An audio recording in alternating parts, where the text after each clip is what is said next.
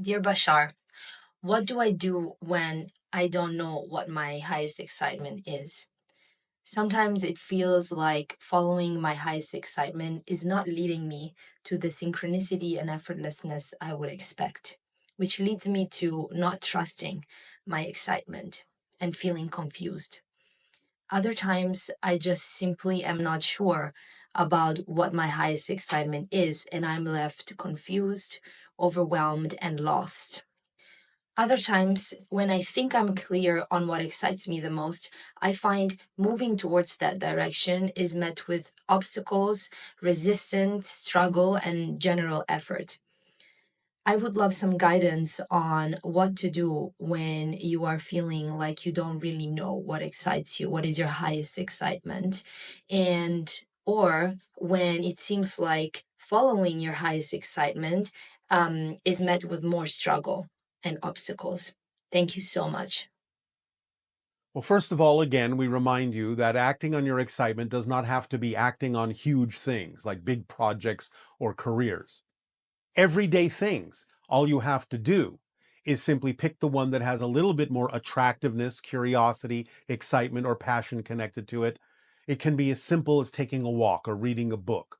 Just decide what seems more attractive at that moment and keep choosing things that have more attraction than any other ordinary daily thing.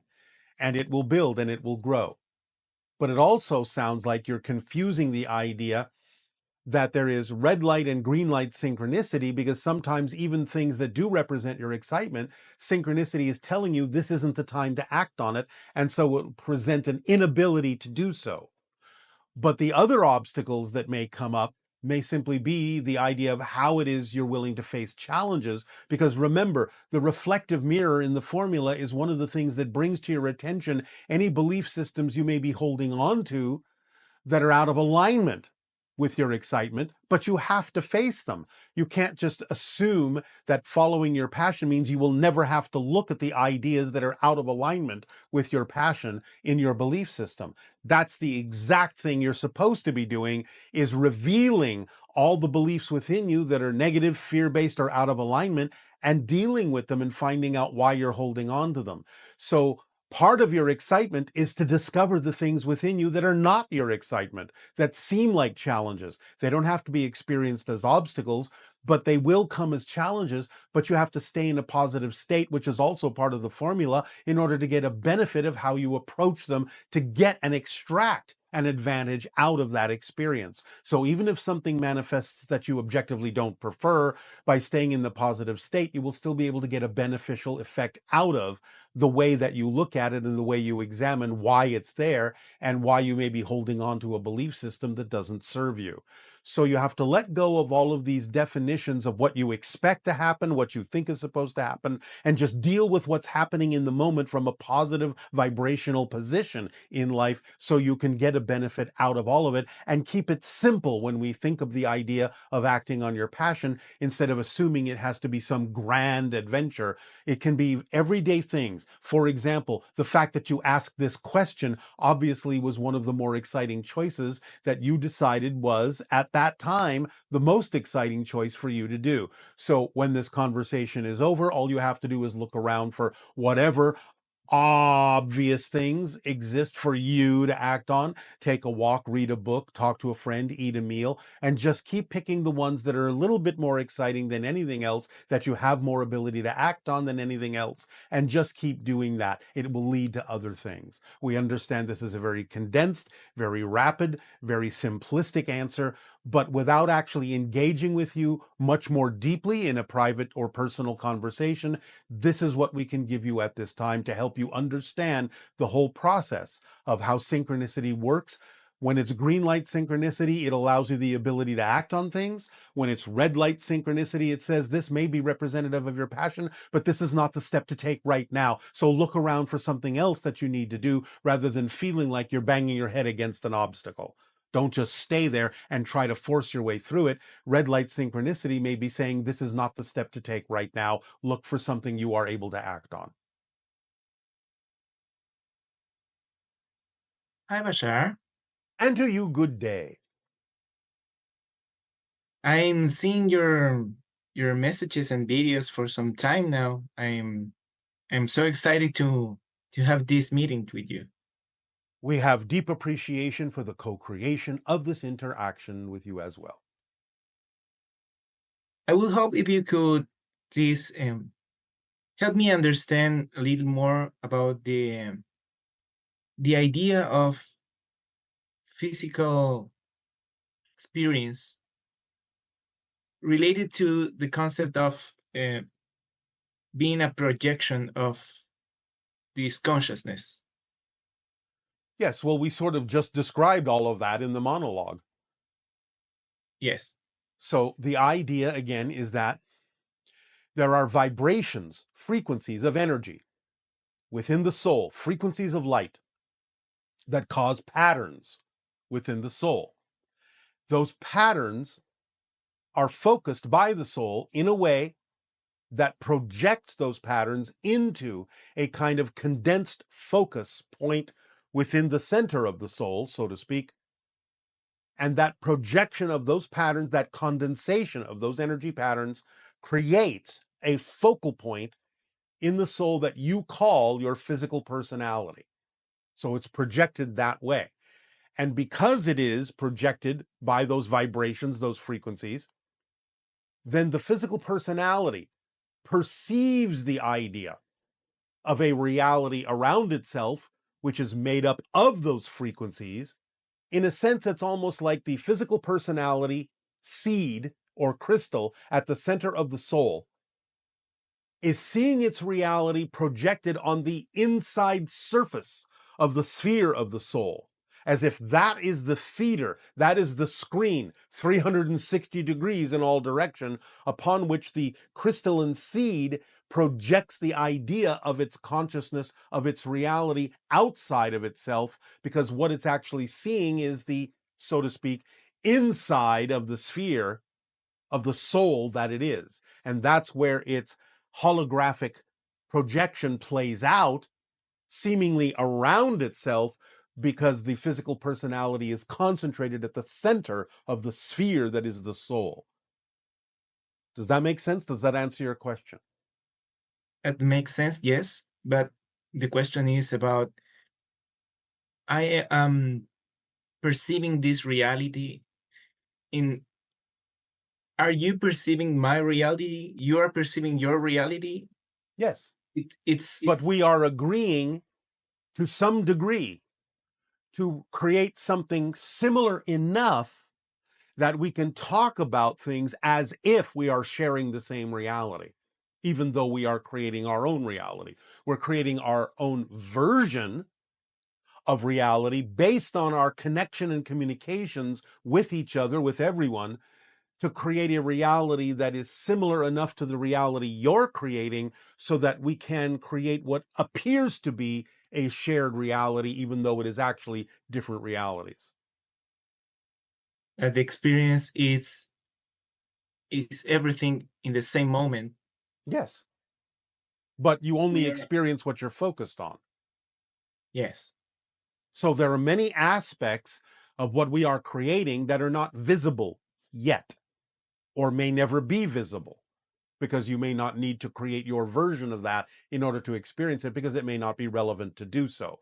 But what you call the idea of the future are simply elements of the realities that we are creating with each other that are not visible yet, but they are there. So they become visible when it is relevant for them to become visible, because that's what you're now focused on. And from your linear space-time perspective, you call that becoming visible part the future. Yes. And the part that now goes invisible, but is still there, you call the past. But all of it's there. It's just that it's different about what part of it becomes visible to you at any given moment in the present.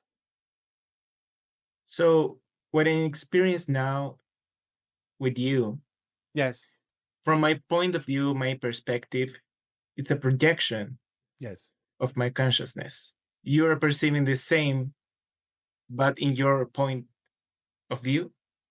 I am perceiving something similar enough that we think it's the same. Yes. Okay. That's one of my questions. Yes, it's very similar to what you're experiencing electronically now in this particular exchange. In other words, you know that you're not actually seeing the physical body of the channel. You're seeing an image that has been electronically converted into images and sound that then open up on your computer so that you can see a representation of the channel. You're not actually seeing the channel's body directly, but you're interacting with it in a way that lets you know that there is such a being as the channel who is channeling a being like us, but you're not actually seeing the channel's body directly. You're seeing a Yeah. projection. So it's similar to That's, that idea. that's actually the same feeling, and like information, it's flowing through me. The same thing that I was feeling is what you just said. So Yes. it makes perfect sense. So thank you so much. Yes, you are so welcome. Is there a difference between an angelic or spirit guide or an extraterrestrial Well, yes. being? Yes, although many of us have similar qualities, and so sometimes it can be challenging to tell us apart.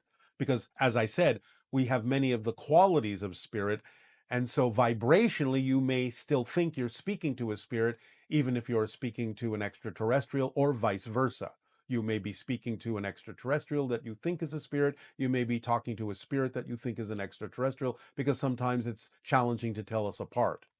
Nevertheless, yes, there is a difference between the idea of an angelic being that has never been physical, a spirit guide which may have been physical in its experience, or members of your soul family that may choose to have been physical and taking turns playing different parts for you in different lives, so to speak.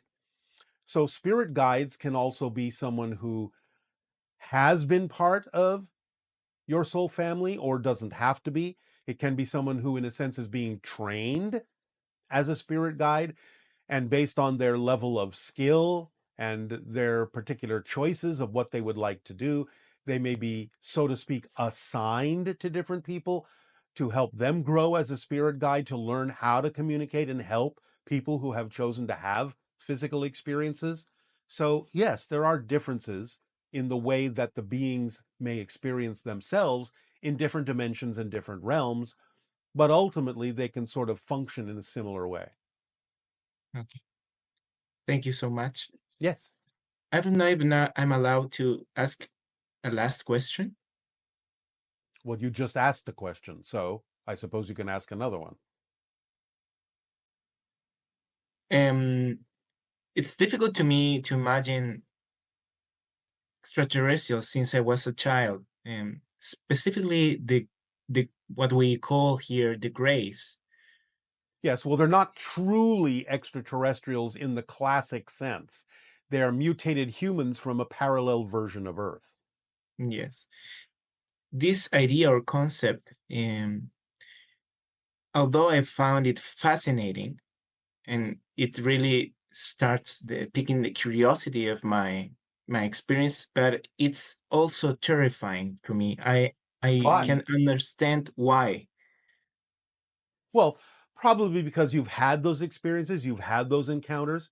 And as we have explained, the idea of beings that are operating on a different frequency, whether it's higher or simply representative of a different reality, can feel to your physical mind something similar to the idea of the spirit realm vibration, and to the physical mind when it's exposed to a vibration of another dimension, another reality, or a spirit realm, may react to that frequency as if it is dying, because that's what that frequency represents to the physical mind.